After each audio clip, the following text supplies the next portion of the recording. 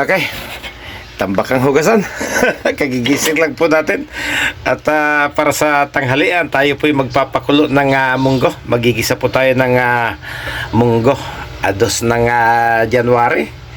So, wala pang nagtitinda ng isda dyan sa tapat. Munggo na po muna tayo ngayon, mga kabiyahero. So, palalambutin lang po muna natin ito. At nang madali na po siyang gisahin. Ayan, pakuluan muna natin. Napalakas yata ang ating apoy. Hina-hinaan natin para hindi gaanong masunog. Ayan. Dalawa lang kami ni Gabs na manananghali. Nasa trabaho si Del's Corner. So, mayroon po tayo ditong chicharon. Mayroon po tayo ditong tirang adobo. Hiniwa-hiwa po natin ng maliliit. May kamates. May kamates po na ubod ng mahal. Ayan, 37 pesos po. Yan, dalawang peraso na yan. Meron na po tayong bawang. Meron na po tayong sibuyas. Meron na po tayong siling green.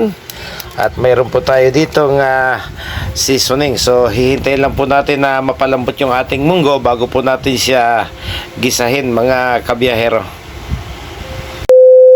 Pinatay na po natin yung apoy at mukhang malambot naman na po yung ating pinakuloang munggo. So, ito pong ating mga ricado ay dito po naman natin gigisahin sa isang maliit na kawali, mga kabiyahero. Pagkatapos ay isasali na lang po natin dito sa ating munggo kapag atin na pong nagisa. So, mainit na po yung ating maliit na frying pan. So, lagyan na po natin ng kaunting mantika. Mantika ng baboy doon po sa ating ginawang sisig noong New Year. Ayan. So, ilagay na po natin yung ating bawang.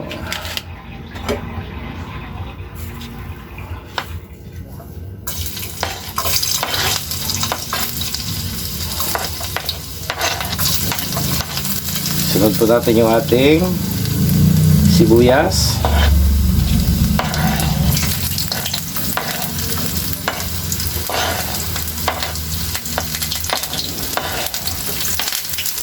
Okay, papula-pulahin po natin.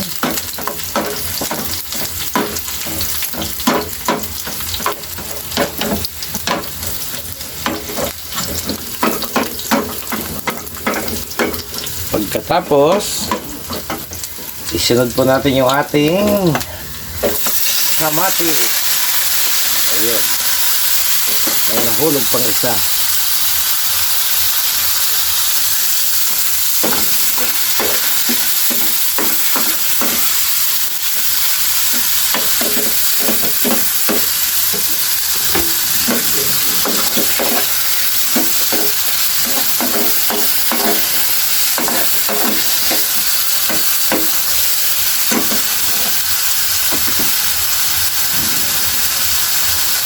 Ilagay na rin po natin yung ating kaunting taba ng baboy, pampalasa.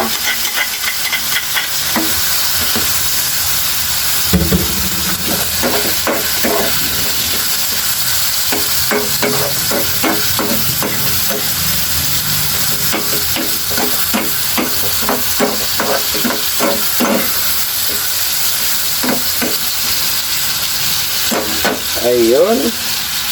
Tama na rin natin yung ating pamintang durog. Ayan. Lagay na rin natin yung ating siling green.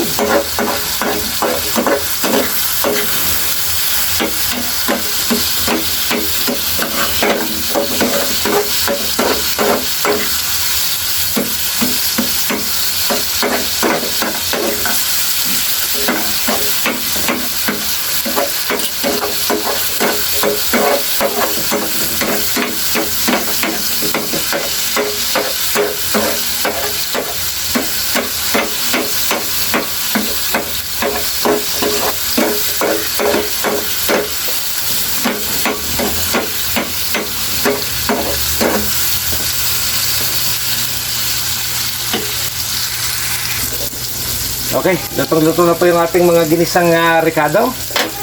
Ilipat naman po natin dito.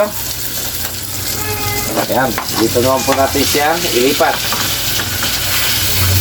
sa ating pinakuluang munggo para hindi na po natin gisahin pa yung munggo sa ibang lalagyan. Dadami po yung ating hugasan. Ayan, lasang ginisa na rin po yan. Dagdagan po natin ng tubig.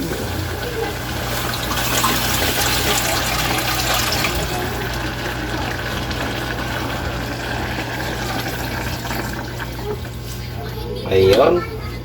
Mukhang nakukulangan pa po tayo ng tubig. Isa pa.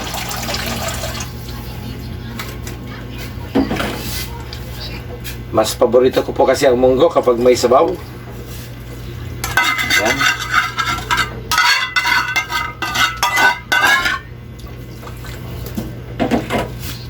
Ayun.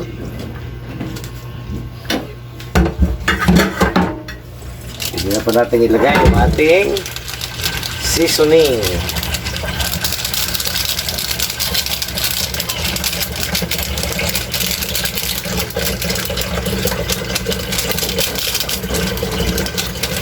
Pagkatapos, lagyan na po natin siya ng asin.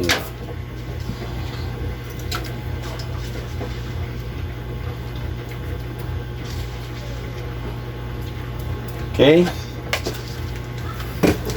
Mikos-mikos ulit.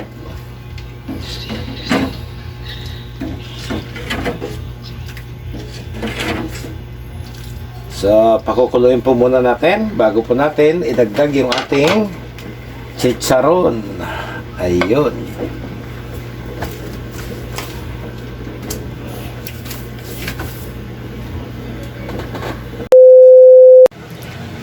Okay. Final stage na po tayo nitong ating ginisang munggo. Ayan. So, kulong-kulo na po siya. Kaya lang napansin ko hindi po siya yung nakasanayan naming munggo na kung tawagin ay lagkitan. Parang ordinaryong munggo lang po siya. At hindi pa ho ganong lumalapot yung kanyang sabaw. Bagamat putok na po yung mga munggo seeds. So no choice tayo. Ilagay na po natin yung ating pork chicharon. Mas maraming chicharon, mas masarap. So ayan, final na po yan. Natiplahan na po natin. At hahayaan na po natin sa ibabaw yung kanyang porka chicharon, mga kabiyahero. Ayun na po ang ating munggo para sa ating tanghalian.